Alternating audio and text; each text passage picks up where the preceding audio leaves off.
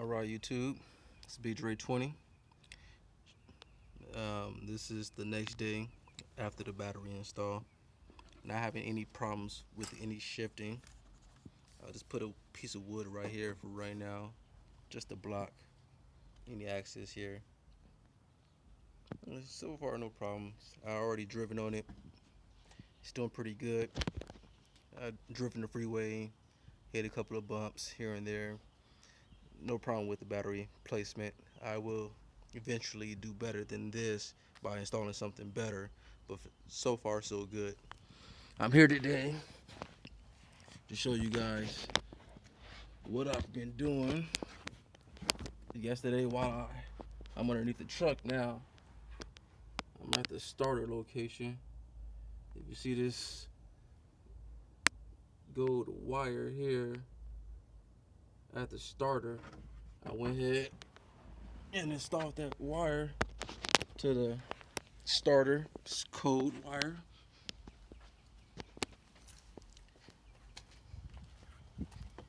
I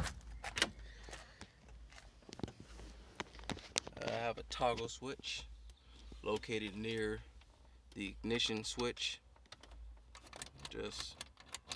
I had it for a few months. I was going to install it in a previous vehicle, but I never got around to it.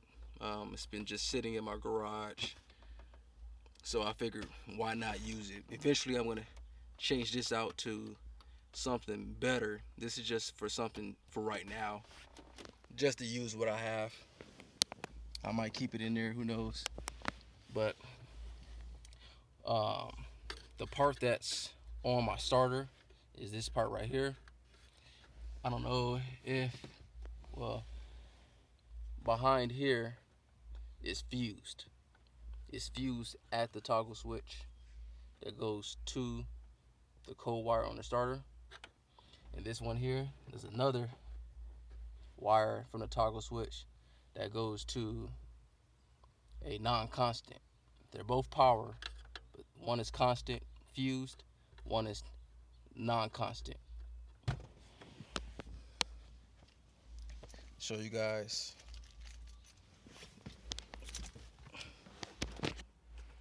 Alright, as you see, pushing it, nothing happens. Just go ahead and put the key inside to the start position, press the button, and there she goes.